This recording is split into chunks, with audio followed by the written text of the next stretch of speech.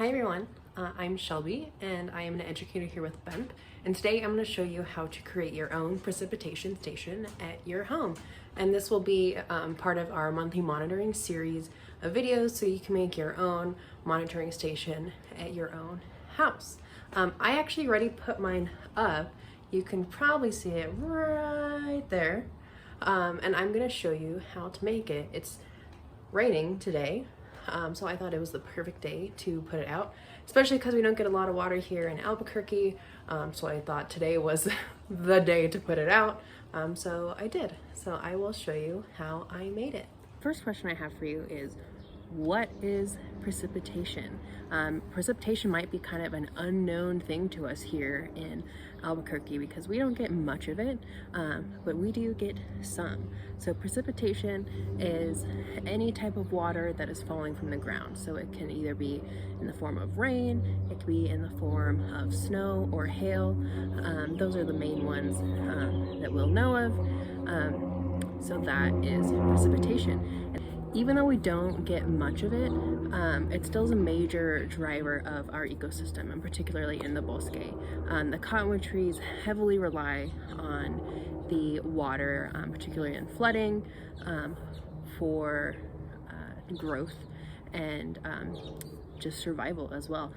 So do many other plants in the bosque too. So our bosque is really heavily reliant on water and precipitation, which then hopefully soaks into the ground, creating more groundwater. So I just made this out of stuff that I could find at home. I live in a pretty small apartment, so I don't have that much stuff here, but I was able to find everything I needed for this project. So the first thing that I found was just an old olive oil bottle. That's the only kind of plastic bottle that I had. You could also use like 2-liter soda bottles, maybe some juice bottles, things like that. Those would probably work as well. And everyone's is going to be different. So this is going to be just like a rough estimate of precipitation in the area. It's not going to be an exact measurement of how many inches that Albuquerque as a whole got, but it'll give you a rough estimate of like how much water you got in your space. Ooh, I'm sliding. Besides the plastic bottle, other things that you'll probably need is, I used a box cutter, something with a sharp edge. You could also just use scissors. That might be a little bit harder to cut into it, but it'll work. Make sure to have an adult help you if you are using these box cutters or scissors when you're cutting through the plastic, because it definitely could injure you. I also had a ruler. I use this ruler for sewing, so that's all I had for a ruler. A Sharpie or some type of permanent marker, and then some tape. I only have this thin kind of tape here, but I made it work. It was fine. Yeah, I'll show you how to put it together. And this is how I set mine up. I put a rock in the bottom just to kind of hold it there. That definitely will impact the volume that's in there because it'll add something else. But like I said, this is just a rough estimate. We're just kind of looking to see what we find. And I used this olive oil bottle. So I cut it like right at the widest point on top of it, and then flipped the little pour part upside down, and then I taped it onto the edge just so that it wouldn't fall in, and hopefully it'll stay. Hopefully the rain won't impact it too much. And then I got my ruler, and I just held it right next to the edge here and marked every inch, and then also every 1/2 inch and 1/4 inch so that I can keep track of water. And it is currently raining now, just little sprinkles right now, but hopefully we'll get some more and we'll be able to check. I'm gonna leave it up for a few days and see what happens. Ooh, the rain's starting again. Okay, I will see you in a few days.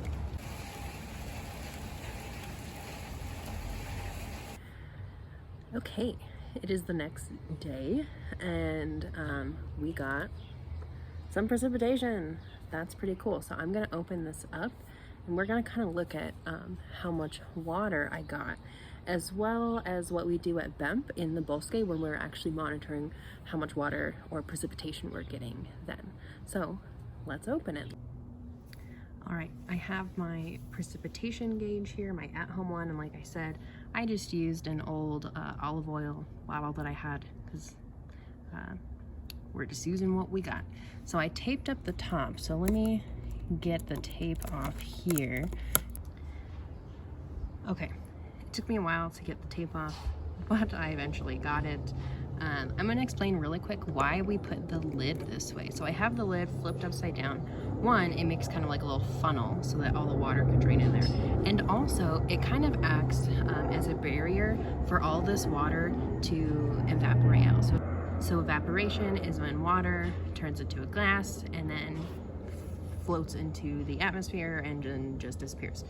That happens a lot here in Albuquerque. One, because it's so dry, and two, there's a lot of sun, and the sun is a major factor in evaporation. So having this, you can see there's a lot of condensation on the top, and that's from water that had started to evaporate. But having the lid like this helps to prevent some of that evaporation. I was able to get my gauge the next day, so there wasn't much precipitation, but if you leave it out for quite a while, this would come in handy to prevent a lot of evaporation from happening. But let's see how much I got. I'm gonna take the lid off. So I took the lid off, and yesterday I had put a rock in there, kind of just to hold it down. So I'm gonna take that rock out. All right, no more rock. So you can see the water level, and I'm actually going to hold this a little bit further down so you can see. There we go. So you can see we got a little bit less than an inch, and that is what is showing on here. Like I said before, this is just like an overall estimate. This isn't like something super fancy, but it's just letting you know, like, yeah, we got a decent amount of rain. It might seem like we got a ton of rain, but actually we didn't get too much. But I'm going to pour it into what we use for BEMP and get like an actual measurement on it. So let's do that now. So in the Bosque, we use these fancy rain gauges or precipitation gauges here. You can see it's kind of this like wedge shape.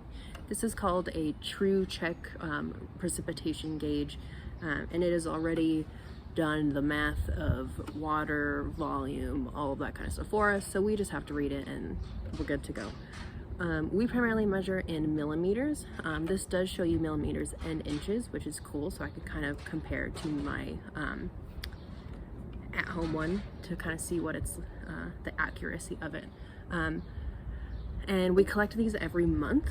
And what I'm going to do now is I'm going to pour my water that we collected from my at-home gauge into this gauge and see what we actually got during that rainstorm yesterday. I only left it out for one day. So let's see. So on here, it's showing a little bit less than 1 inch. And I'm gonna pour it in here and see what we get.